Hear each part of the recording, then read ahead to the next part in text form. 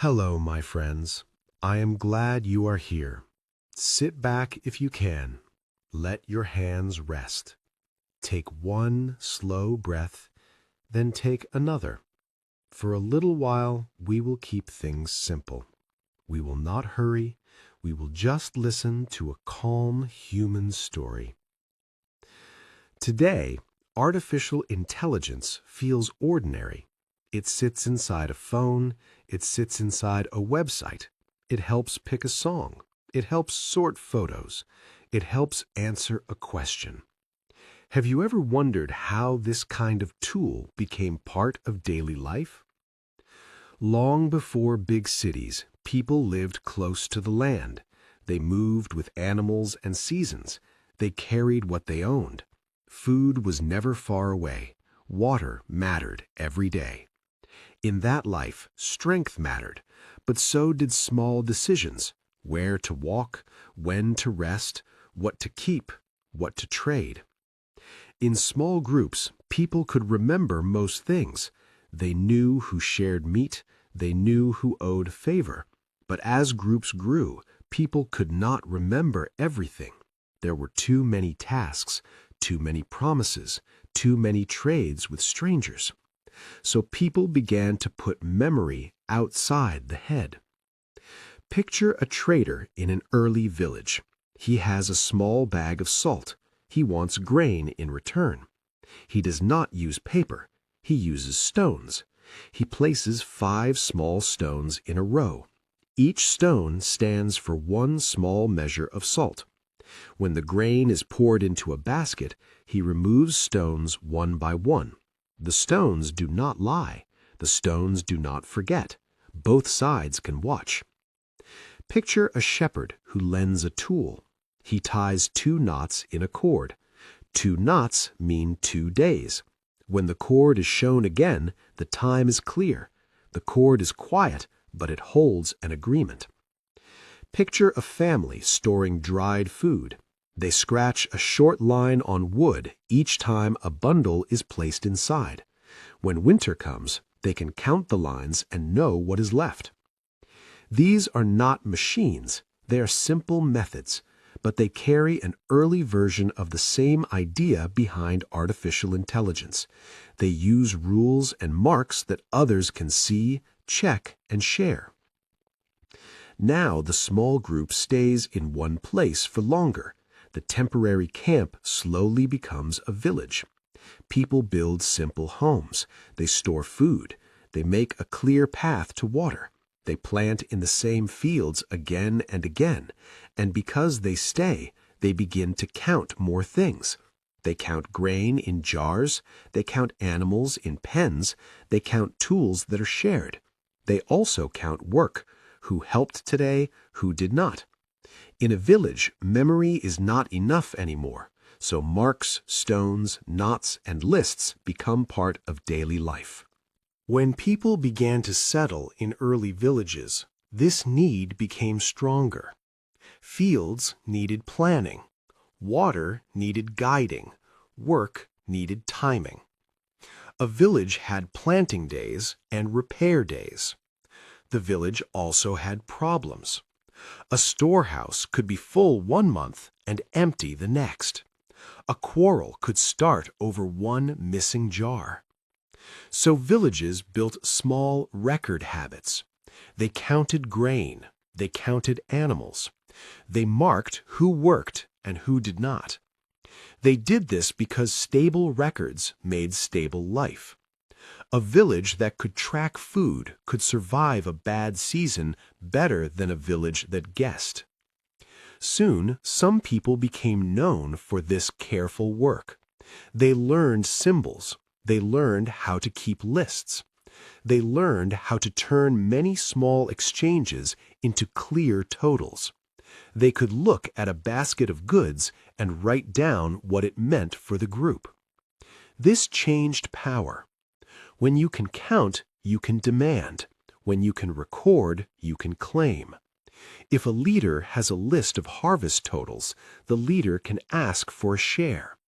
If a leader has a record of debts, the leader can enforce them. Now the village becomes a town, and the town reaches out.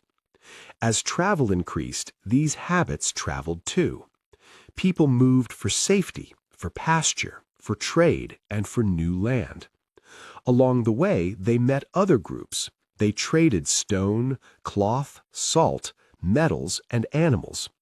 They also traded ideas about measuring and keeping promises.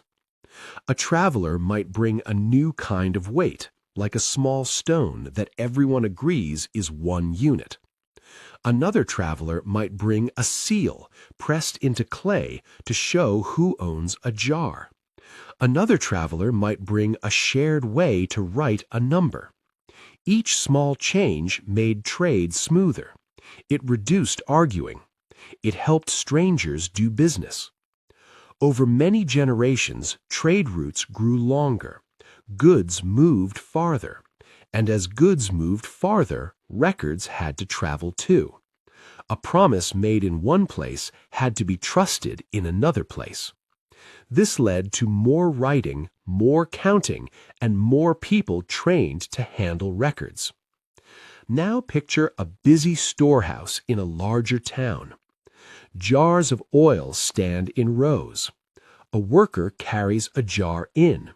A record keeper sits nearby. Each time a jar arrives, the record keeper makes a mark on a tablet. Not a poem, not a story, just a mark that stands for one jar. At the end of the day, the marks become a total. The total becomes a decision. How much can be sold? How much must be saved? How much can be given to the temple or the ruler? This is how a thinking tool begins to shape daily life. It does not swing a hammer, it does not plow a field, but it guides what happens next. Now the town becomes an empire. When kingdoms and empires formed, record-keeping became even more central. A wide land cannot be ruled by memory. A ruler needs messages from far towns. A ruler needs reports about food, taxes, and roads. So large powers built offices. They trained more record keepers. They stored tablets, papers, and scrolls. They sent messengers along roads. They used the same rule in many places, so the center could compare one town to another. Here is a simple scene. A tax worker arrives at a village after harvest. He carries a board with a list of names. He reads the names. He checks each family's share. He writes down what is taken. He does not ask how the season felt. He does not ask who got sick. He follows the list. For the ruler, this is useful. It makes a large land easier to manage. It makes armies easier to feed. But for the people in the village, it can feel cold. The record can become stronger than the person. Now we come to a harder part of the story. We will still speak calmly, but we will speak clearly. When records became strong, life changed for different people in different ways. A list can help a village share food, but a list can also help a ruler take more. If the ruler knows how much land you have, the ruler can ask for a larger share. If the ruler knows your harvest total, the ruler can demand more grain. If the ruler has your name on a work list, the ruler can call you again and again. The record feels quiet. It does not shout, but it can still press down on a family, season after season. Many people did heavy work under rules they did not choose. They carried stone for walls and roads. They dug canals to bring water to fields. They worked long days to fill storehouses. In these worlds, information was not shared equally. A small group could read the records and use them. Most people could not. That gap mattered. It decided who could argue and who could not. It decided whose voice counted. Debt could also become a quiet trap. When a debt is written and kept, it can last for years. A poor family might borrow grain to survive a dry season. Later, the record is still there. The family works to pay, but the debt remains. The written line can hold a person in place. So the same kind of tool could do two things at once. It could help a community plan. It could also help a powerful group control others. That double effect will follow this story into later times. Now the world opens wider. Over time, people built more tools for careful work. They improved ways to measure distance and time. They used star patterns to guide travel. They made maps that were simple but useful. These tools helped merchants cross deserts and seas. They helped ships return to the right coast. They helped goods move, and they helped ideas spread. With wider travel came wider markets. With wider markets came more counting and more written agreements. A trader could carry a written promise instead of carrying a heavy chest of coins. A buyer could show a stamp instead of explaining a long story. Step by step, trust moved from trust between two people who know each other into trust built on records. Now the empire becomes the factory world. In the old world, most work depended on muscles and time. Grain was ground by hand or by simple mills. Cloth was woven slowly. Tools were made one by one. A town moved at a human pace. In the industrial world, machines multiplied work. A loom could weave faster than hands. A press could print many pages. A factory could produce the same object again and again. This brought cheaper goods and new comfort for many people, but it also brought new control. Factories ran on schedules. They needed supplies at the right hour. They needed workers at the right minute. So record-keeping became tighter. A manager tracked hours and output. A clerk tracked parts and orders. A city office tracked births, deaths, and addresses. Life changed shape. Many people left farms and moved to cities. Work became more regular but also more strict. A bell or whistle could start the day. A clock could decide your pay. Again, information shaped daily life. In this busy world, people wanted machines that could also handle numbers and records. Not just machines that lift and spin, but machines that count and sort. First, these machines were limited. They could add, subtract, and follow fixed steps. But even that was powerful. A machine could repeat the same steps without forgetting. As these machines improved, they became part of government and business. They helped run rail systems. They helped manage large stores. They helped plan shipments. They helped handle growing piles of paperwork. Then communication became faster, and information began to move in new ways. Orders could be sent across long distances in a short time. People and goods could be guided from one place even when the work happened somewhere else. In time, computers became small enough to enter ordinary life. A home could have one. A pocket could have one. And when many computers connected, a new kind of daily world formed. Shopping, learning, work, and news moved onto screens.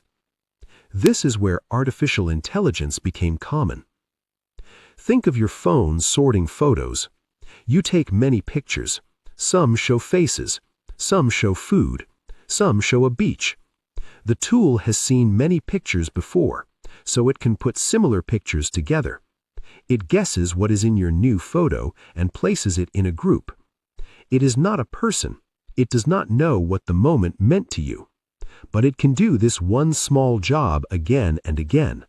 That is why it can save time in daily life.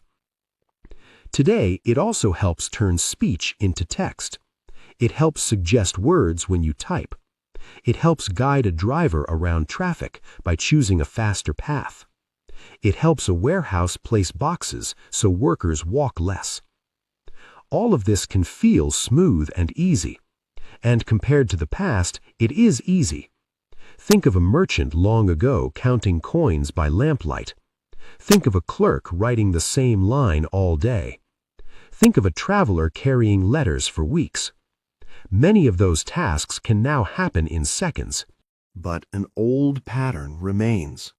When choices move into these tools, control can move too. Imagine a worker opening an app each morning to find today's jobs. The app shows some jobs and hides others. The worker cannot see why. Or imagine a person asking a bank for a small loan. A message arrives, no. There is no clear reason. Or imagine a seller whose shop appears less often on a website. Fewer people visit. Sales go down. No one explains what changed. The tool feels quiet and final. It does not argue, but it still decides.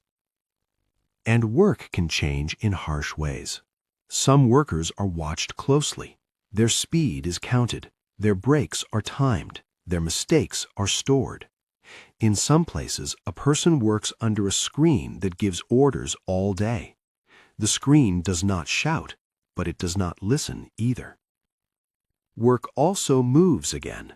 In one city, people build the tools. In another place, people label photos, words, and voices. In some warehouses and offices, jobs become smaller or disappear. In other places, new work grows. Money collects in a few busy centers, and some towns feel left behind. Then people move. A young person leaves home for a job. A family follows a better chance. Long ago, families moved for water and safe ground. Today, many families move because the jobs have moved to another place. So, artificial intelligence is not only a modern trick, it is part of a long human story about managing a growing world. Long ago, a few marks on wood helped a family survive winter. Later, a storehouse tally helped a town plan its food. Later, an empire list helped a ruler demand tax. Later, a factory ledger helped a manager push output. And now, a learning tool helps decide what millions of people see each day. The tools changed, but the deep role is familiar. They help people keep track. They also change who has power. Now we can return to you, here in the present. Next time you see your phone suggest a word or your music app suggest a song, pause for a second. Remember the trader with stones. Remember the record keeper counting jars. Remember the village list read by the tax worker. Remember the factory clock. Those people did not know your world, but they lived with tools that guided their days, just as you do now. Their lives were shaped by records, rules, and decisions made far from their hands. Your world is faster, but the feeling can be similar. Artificial intelligence is a new kind of helper, built from many older habits. It is made from counting, recording, comparing, and repeating. It is also tied to power because information has always been power. So hold it gently in your mind, not as magic, not as a monster, just as a tool that humans made and that humans use. A tool that can bring ease and can also bring control. Take one more slow breath. Let the long path of human life settle around this one ordinary thing. And when you meet it again in your day, you may feel a small connection to the many lives behind you who also tried to make tomorrow a little easier to carry. If you enjoyed this video, give it a big thumbs up, share it with your friends, and don't forget to subscribe for more videos.